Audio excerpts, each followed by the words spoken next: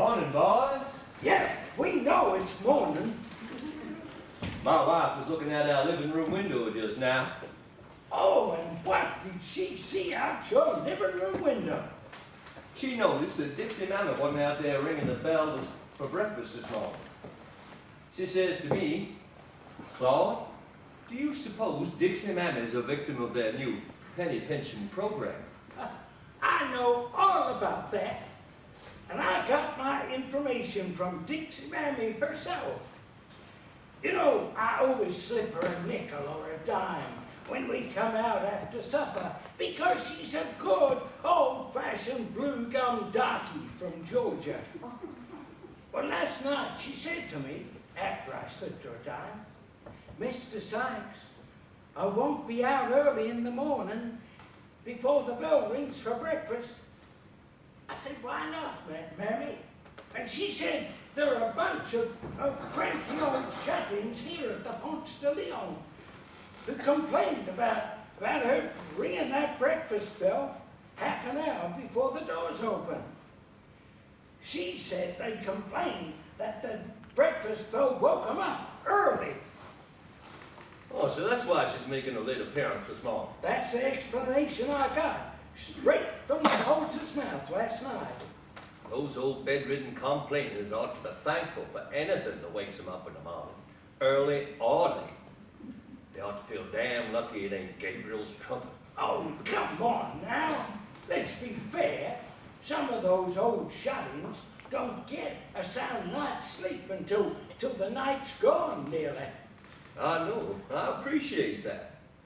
But Betsy and me were discussing last night whether we wouldn't do better, psychologically, to move to a hotel that ain't quite so full of geriatric cases. Betsy's depressed by all the deaths that take place here, and she feels it would lift our spirit to take a two-room suite in a hotel that ain't quite the last retreat for the terminal cases, the old and dying and shut-ins. Just how young does she think she is? Betsy's a mighty lively old girl in her 60s. Oh, she's lively, all right. If being lively is loud, and if being loud is lively, that applies to you, too. You talk like you got out of the bed on the wrong side. Yeah? Well, where's that petition against the price hike at Dixie Mammy's kitchen, huh? I owe that. I gave it to Betsy to canvass the old ladies with it. I got all the old men's names on that petition, and Betsy's going to get all the old women's names on it. And we're adding an appendix to the petition that is a comparison of the new prices at the Dixie Mammy kitchen with the prices of the exact items the Consumer's Index regards as fair ones. And there are several cents difference in every item. Well, Dixie Mammy's management won't give it much attention unless it's published in the newspapers or there's a sudden drop in their trade. Well then, let's see how many's in the lineup this morning. What? What? There's the usual number in the lineup. What? What? I'll bet you my bottom dollar there'll be a sizable decrease in the breakfast lineup tomorrow when the price rate goes into effect. That's why I'm interested in just how many are in it at 7:10 this morning. Because at 7:10 tomorrow, I'm coming out here to see how many has dropped out. And I'm willing to bet you the lineup, the Sentinel Brigade, will have shrunk to a fraction of what it is now. 35 in it this morning. And as usual, little Miss Walker from the Hotel Seminole is first in line to enter when I unlock the doors. Miss Walker is really Miss Creeper. That's the right name for her.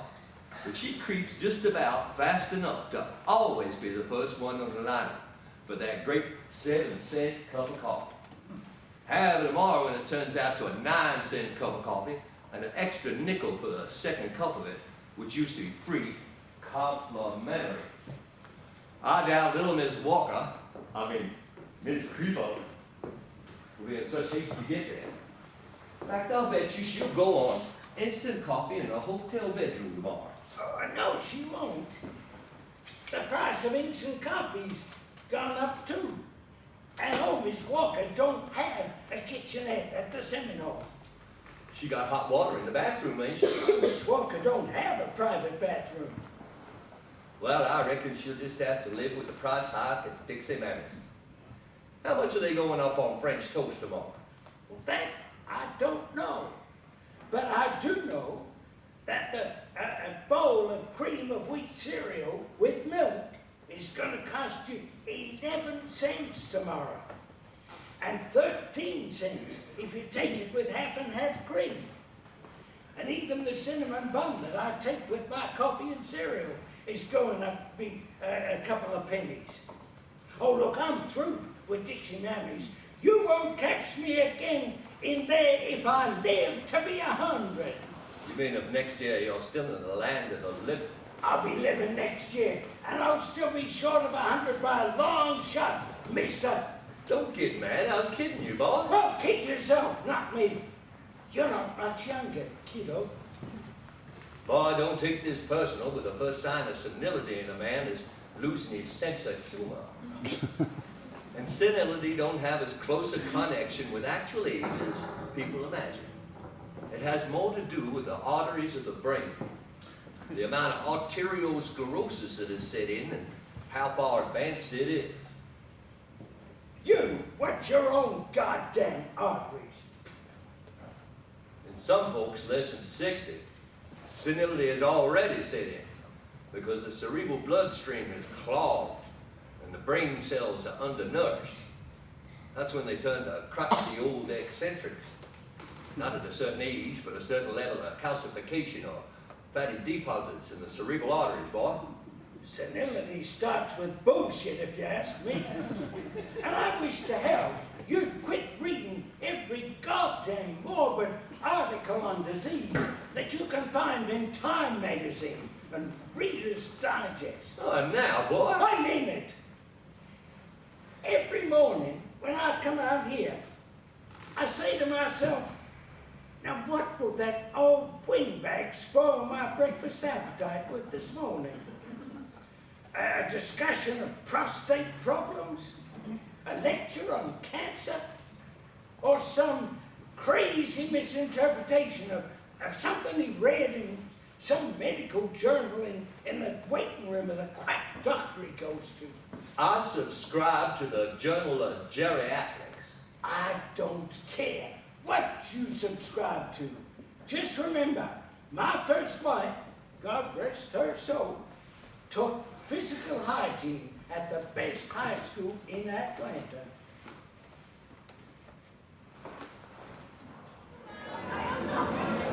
What's the commotion over? It looks like one of them's collapsed right before the locked door. Man or a woman? Woman. It ain't coronary. Women don't get coronary. I've known them get heart failure. Unusual. Too damned unusual.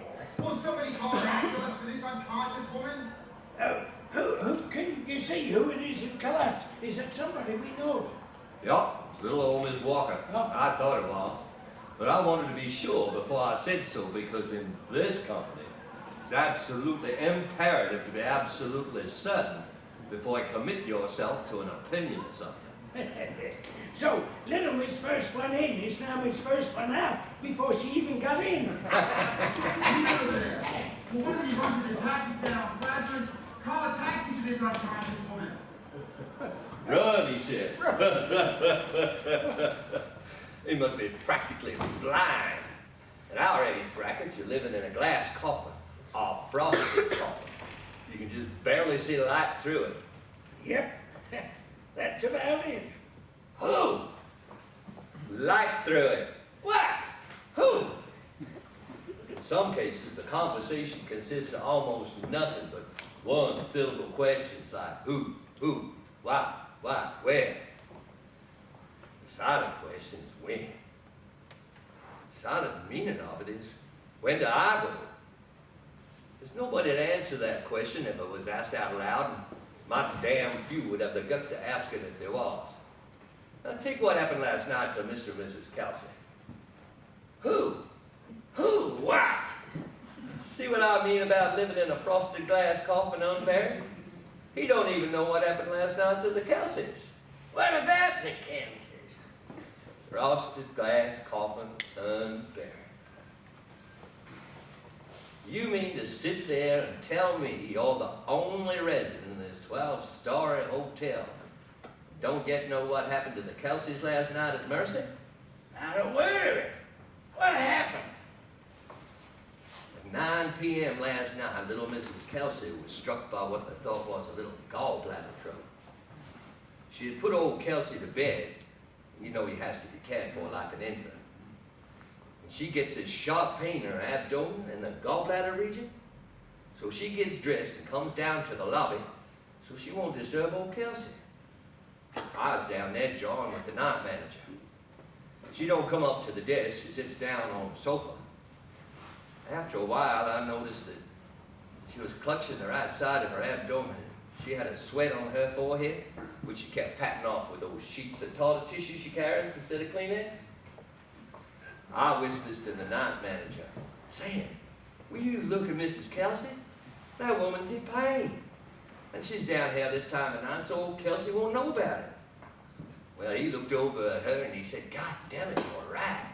She got the death sweat on her." Without another word, he picked up the phone and called Mercy Hospital to send an ambulance for her. Oh, Moses. Great Scott. He picked her up and removed her to Mercy Hospital just before 11 p.m. An hour later, I was about to go up to our room when the telephone rang. It was Mercy. They said, "We'd like to speak to Mr. Kelsey about his wife." Sam said, "I don't think I better disturb Mr. Kelsey unless it's absolutely critical." Well, they said it was so critical. Unless old Kelsey got out there inside of an hour, they couldn't promise he'd see his wife alive again. Lord almighty. Well, I woke up Betsy, and between the two of us, we got old Kelsey up. Of course, we didn't inform him how critical it was. We just said Mrs. Kelsey had had a little stomach upset and had gone to Mercy. Sam got a taxi for him, and I give him the fare. Well, he got there too late. Betsy went with him to Mercy. She says they got there, Mrs. Kelsey had a sheet over her head and was already cold. Don't he know she's gone yet? Oh. He wouldn't even believe she was gone when they rolled her down to the morgue at Mercy. It's a sad thing. A very sad thing. But when she got back from the hospital, Betsy put him to bed and she hollered to him, "Now, Mr. Kelsey, go to sleep. Don't you worry about a thing. Everything's going to be taken care of." He seemed to realize a little that when he was gone, not till then. You know, not so surprising, Mrs. Kelsey went first after all. Because old Kelsey, he's crossed that age limit where the human body and all its functions and processes are just so slowed down. They live a sort of crocodile existence that seems to go on forever. The question is, what to do with it? He ought to have a practical nurse. But he can't afford one, I reckon. The answer's a nursing home, huh? I reckon that's the only possible answer. Unless they chloroform him like an old dog. What time is it? They still haven't opened those doors and the lineup is down to the corner. Well, tomorrow, it's 7:30 tomorrow, and they open those doors and offer that 9-cent cup of coffee and an 11-cent cream a week. They just might open those doors and find nobody outside. Not a soul. Hey, look at this. Morning, Mr. Kelsey. Morning, Mr. Kelsey. He don't have his hearing aid on. Kelsey!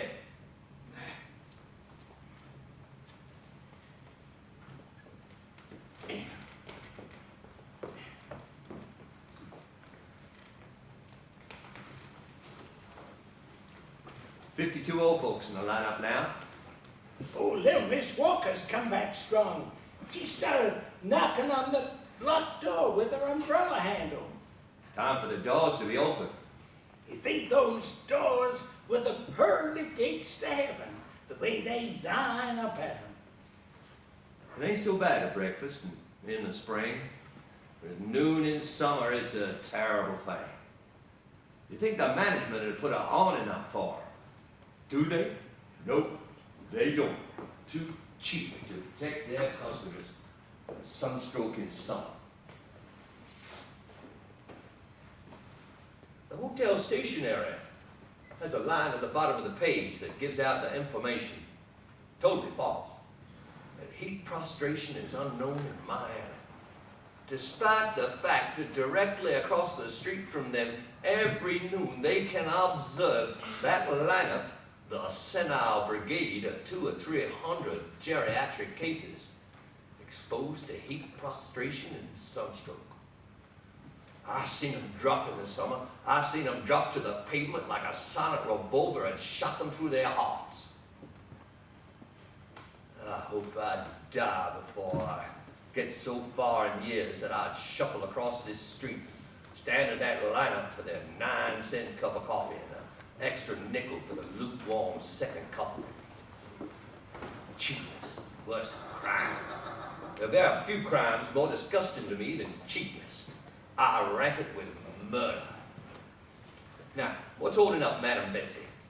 That's a mighty brisk little woman when she wants to be quick at something.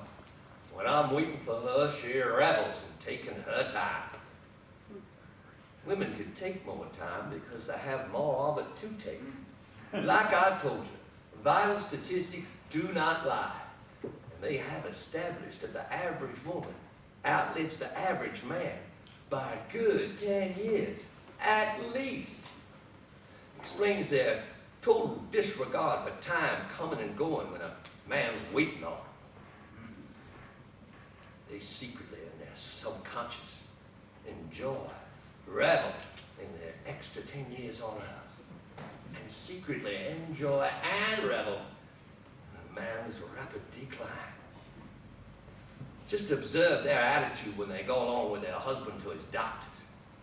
They sit in that waiting room while he's being examined, like they're watching a comedy on TV. No, shoot, they do. When he comes out, he sometimes catches their secret subconscious. Please look. But oh, what a long face they pull when the doctor comes out. Then, doctor, can I speak to you in private? Yes, of course, Mrs. Houston. And in they go. Sometimes you can hear their voices. Now, doctor, I'm a brave woman and can bear. It is malignant, ain't it? Tell me, I'll have to know. And even if he says it's just a minor affliction natural to his age, a tiny touch of incipient diabetes, they raise their voice and go, oh God, I know what you mean. He's going. They come out of this consultation and they give you a brave little smile and call you a sweetheart. We best go home now, sweetheart. And ask the receptionist, will you please call us a taxi? My husband's not well enough to walk home to the hotel, which is 2 blocks away. He has to conserve his strength for what he has to go through. Have you finished? Can I say something to you? Say it. You ain't got lockjaw.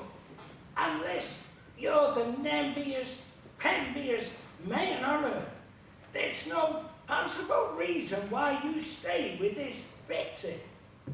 You say she wants to outlive you. Well, if you don't die soon, you're going to try her patience. You might even try it so much, she'll go down to the corner drugstore for a large box of rat poison. That's not how to operate. They had the time advantage. They just outweight you. What? What? Good morning, gentlemen. Oh, same to you, ma'am, and many of them. Why, thank you, Mr. Sykes. And oh, Mr. Sykes, your wife just asked me to tell you that she didn't sleep well after the tragedy last night. So would you please fetch her a carton of orange juice, a carton of double black coffee, and some Danish pastry from the White Castle on Flagler. What? What? All right, return her this message. When I get up from this seat, it'll be to cross the street to Dixie Mammy's kitchen for my own breakfast. And if she's decided to live on room service, and she can go move to the fountain blow on the beach. If she figures she can afford it. Now, Mr. Sykes, you know you don't mean that. Not a word. And oh, she wants you to bring her the Morning Herald back, too. What's that? What? Well, I've delivered a message, and that's all I can do. All of you ladies have suffered a terrible shock with old Kelsey having to outlive his wife. That's a very unfortunate thing for Mr. Kelsey, since he was so completely dependent on her. I don't suppose any of you have bothered to speak a word of condolence to him? Oh, he couldn't hear it, and he don't have his hearing aid on. If you take the trouble to speak slowly, loudly, and distinctly close to his ear, so he can hear. They've opened. Let's go over. Let's go over. You boys, go on over and hold a couple of chairs for me and Mr. Kelsey. I'm going to help him across. Old and blind as he is, he always takes his hat off in the elevator and tips it to me when I meet him outside. And ladies appreciate little courtesies like that. Mr. Kelsey, can you hear me? This is Betsy Fletcher. Winnie? No, Mr. Kelsey, you don't have your hearing aid on. This isn't Winnie, this is Betsy Fletcher. I want to take you across the street to the cafeteria for breakfast, because it's been arranged for you to go to a little nursing home near Fort Lauderdale. The ambulance is coming to pick you up here this morning, and since it's a tiring trip, you have to be fortified by a bit of hot breakfast. Now come on, take my arm. Get up now, Mr. Kelsey. Get up, good. Come on, Mr. Kelsey. Mr. Kelsey, come on now. The doors are open. I'll help you across. Betsy, leave him alone. We'll bring him back a paper cup of coffee. Yes, well, I've done all I can. Last night I thought I'd finally convinced him that Winnie was gone, but I'm afraid now his mind's clouded over again. He's sitting here waiting for Winnie to take him over to Dixie Mammy's kitchen. Come on over before our table is taken. Dixie Mammy's ringing the bell for breakfast. Yeah, come on, let's go over. The lineup is all in now. Yes, Dixie Mammy's still going to ring the bell for breakfast, but not before the door's open. She's not ringing loud this morning. Nope, she ain't ringing loud enough to wake the dead this morning.